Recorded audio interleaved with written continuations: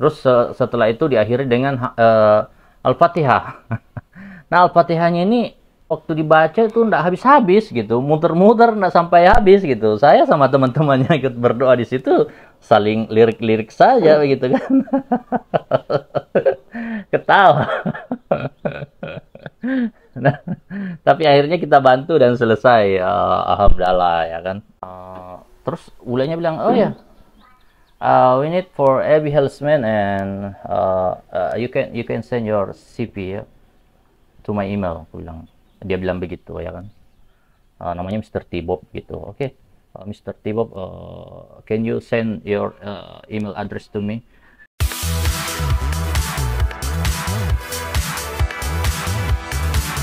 Assalamualaikum warahmatullahi wabarakatuh, sahabat YouTube semuanya, sahabat Matahari dari Barat. Apa kabar kalian semuanya? Mudah-mudahan senantiasa sehat selalu, bahagia dengan keluarga, dan banyak rezeki. Amin. Kali ini kita hadir dengan judul yang berbeda ya, lain dari yang lain, yaitu The Power of Indomie. Ya.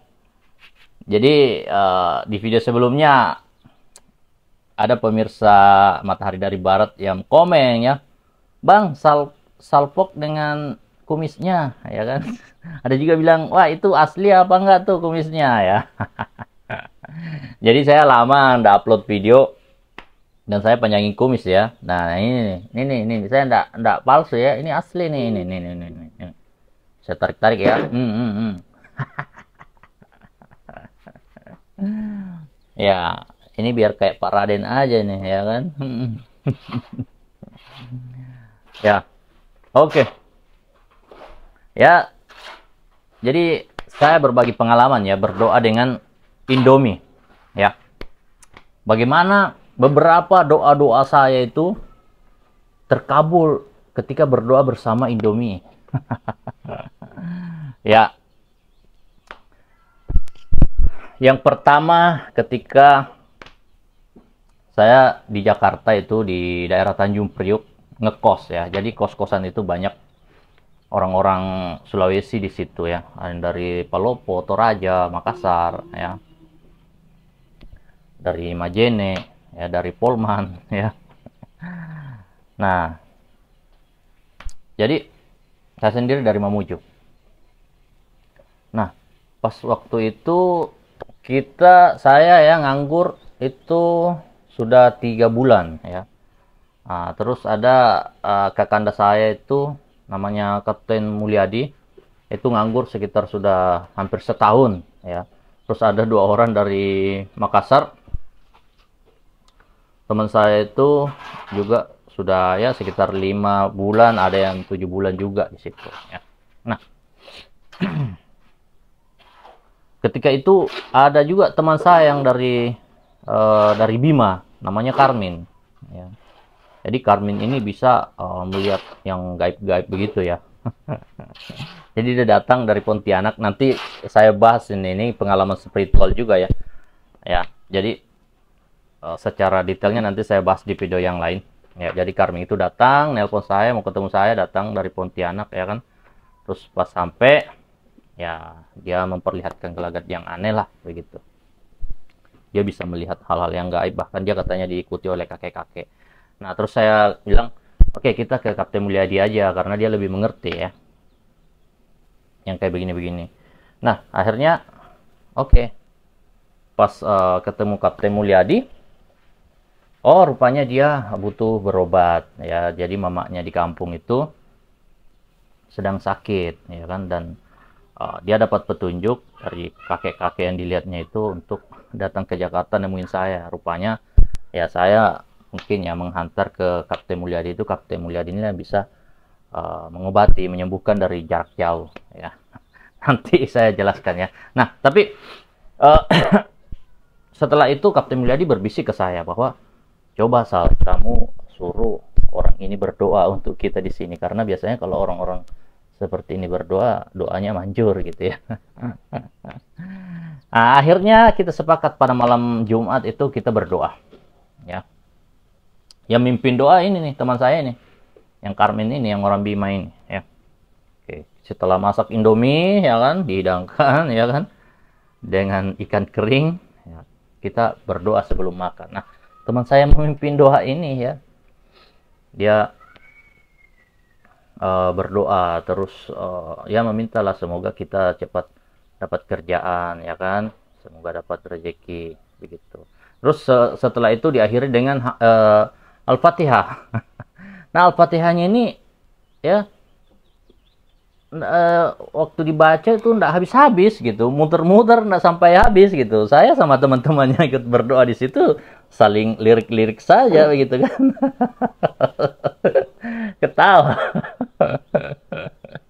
Nah, tapi akhirnya kita bantu dan selesai, alhamdulillah ya kan. Nah, barulah kita makan. Nah, luar biasanya ya, besoknya ada teman saya datang melamar dari perusahaan kapal supply, anchor handling, AHTS ya. Dia operasinya di sekitar Pulau Seribu, ya, pengeboran lepas pantai lah begitu. Jadi dia maintenance underwater gitu, pengangkut kru untuk maintenance underwater. Ya, jadi platformnya di tengah laut itu yang biasa ada apinya itu, nah itu kaki-kakinya ke bawah itu yang di maintenance oleh kru-kru yang kita bawa ya. Jadi intinya kita membawa kru untuk perbaikan bawah laut, begitulah. Teman saya ini sudah diterima sebagai electrician di situ, dan dia kasih tahu ke saya, "Sal, kamu coba saja melamar di sana." Karena bosnya itu orang bule gitu. Ya kan? Orang bule. Kamu kan bisa dikit-dikit bahasa Inggris ya kan. Oke lah. Ya, terus ya oke, saya minta nomornya kan. Akhirnya setelah minta nomornya, saya telepon langsung tuh. Hari itu juga saya telepon langsung. Terus kebetulan yang terima ya bosnya sendiri langsung itu ya kan. Saya telepon lah, oke. I have information ya kan from my friend. There is have a chance for heavy helpsman. Saya bilang begitu kan. Terus bulenya bilang, oh ya, we need for heavy helpsman, and you can send your CV ya, to my email. Dia bilang begitu ya kan. Namanya Mr. T-Bob gitu. Oke, Mr. T-Bob, can you send your email address to me? Ya kan, oh I'll send ya kan. Nah, setelah itu saya kirimlah CV saya kan, kurikulum vitae saya ke dia ya kan. Nggak berapa lama kemudian saya telepon lagi ya, saya follow up ya kan. Oke, I already send my CV to you, to your email ya kan. Terus dia jawab, oke. Dia bilang, tomorrow you go to Tanjung Priok ya kan, looking for this vessel ya, disebutin nama kapalnya ya kan, and waiting for agent there ya kan, tunggu agen di sana ya kan. Agen itu akan datang ambil surat-surat kamu. Oke, thank you sir, tomorrow I will go there ya kan. Saya bilang begitu. Oke, thank you very much sir ya kan. Nah, saya tutup. Nah, besoknya saya langsung bawa barang saya ya kan, surat-surat saya, sertifikat saya langsung ke kapal. Dan hari itu juga diterima. Sampai saya harus ke kantor, agen sendiri yang datang ngurus surat-surat saya itu. Saya sudah terima beres. Hari itu juga saya langsung kerja. Luar biasa ya. Nah, seminggu kemudian Kapten Mulyadi ini dapat panggilan untuk bekerja di Dubai ya kan. Di kapal supply juga ya kan. Prosesnya mungkin sekitar 1 bulan kan ready, dia berangkat ke Dubai. Teman saya yang dua ini juga begitu ya. Tidak lama kemudian, prosesnya sampai sebulan, mereka sudah ada yang pergi jadi kepala kamar mesin di Malaysia ya kan. Ada jadi chief officer di Cina ya kan. Nah, jadi tidak ada sampai sebulan semua berangkat. Jadi ini saya merasa bahwa wah, luar biasa ya kekuatan berdoa ya kan. Nah, cuma saya penasaran ya kan,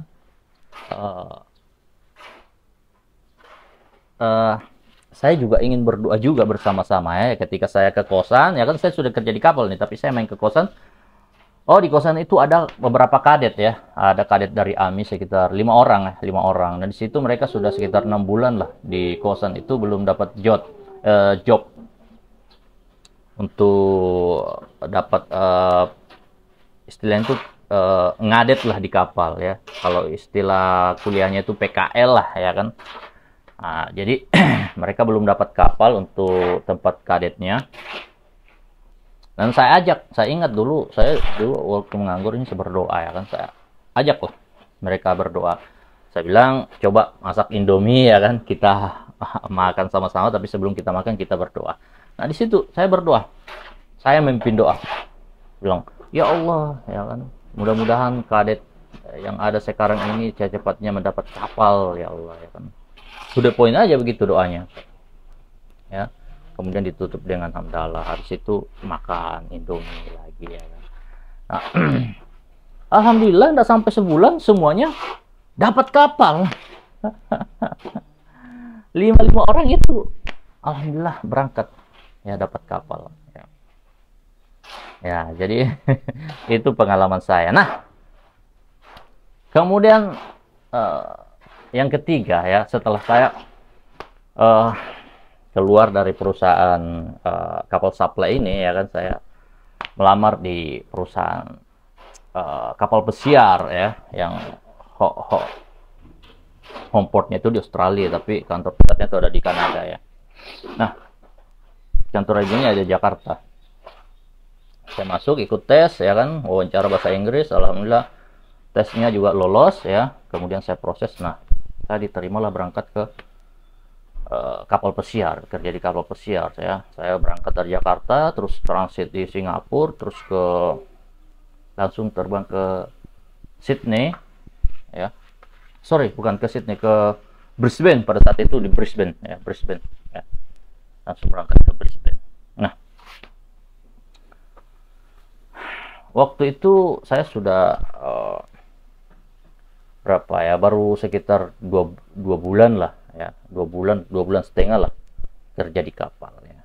Nah, kemudian kita ngumpul-ngumpul sama teman. Saya berempat pada saat itu. Ada teman saya dari Palopo 1 ya kan. Nah, terus dari Jawa 2 orang ya. Nah, saya bilang sama mereka, kebetulan kita kan mau makan Indomie goreng ya pada saat itu ya. Ya.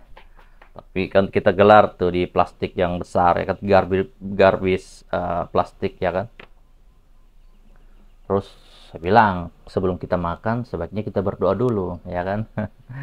Ya mereka bilang ya oke, kita berdoa. Nah, akhirnya saya mimpin doa. Saya bilang, ya Allah, mudah-mudahan kami berempat ini cepat jadi jurumudi ya. Ya. Nah, teman saya itu ada yang nyeletuk. Wah, ini teman saya ini pada lihat-lihatan gitu kok ada doa kayak begitu katanya, begitu kan ya kan. Doa apaan itu katanya, nyeletuk begitu ya kan. Terus saya bilang, ya Allah, mudah-mudahan kami berempat ini cepat jadi jurumudi ya kan. Nah, saya kan kondisinya baru 2 bulan setengah kerja di kapal. Nah, sedangkan teman saya itu ada yang sudah 5 tahun, ada yang sudah 7 tahun, dan yang terakhir itu ada yang sudah 2 tahun ya kan. Saya baru 2 bulan setengah ya kan.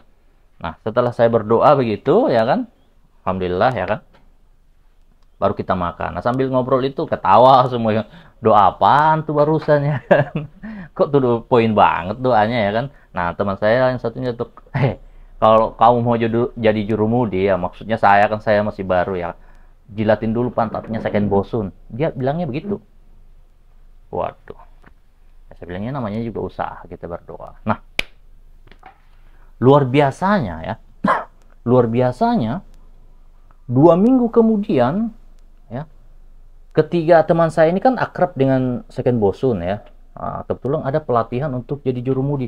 Mereka dipanggil untuk latihan jurumudi ya, untuk steering di bris ya, belajar steering di bris. Nanti setelah itu nanti dapat sertifikat steering dan dia nanti sudah bisa jadi jurumudi ya kan. Kenaikan gajinya kan signifikan ya.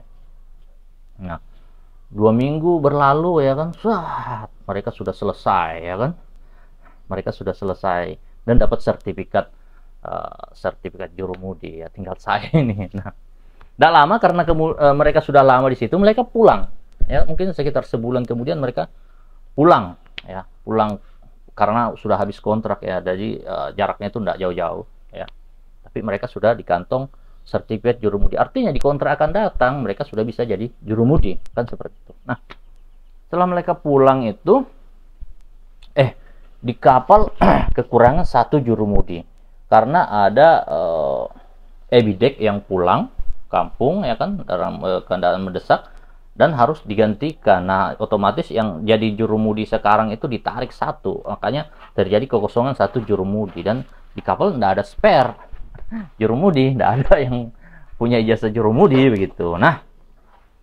kebetulan karena bosunnya yang datang ini bosun baru, dia kumpulkan semua orang di Bosun Store ya kan, dia bilang oke, ini kita ada kosong 1 jurumudi, siapa yang mau jadi jurumudi ya kan. Wah, saya bilang ini peluang nih, saya angkat tangan, saya langsung angkat tangan ya kan. Dia bilang, ditanya kamu sudah berapa kali kontrak ya kan, saya bilang baru kontrak pertama. Belum, udah berapa bulan?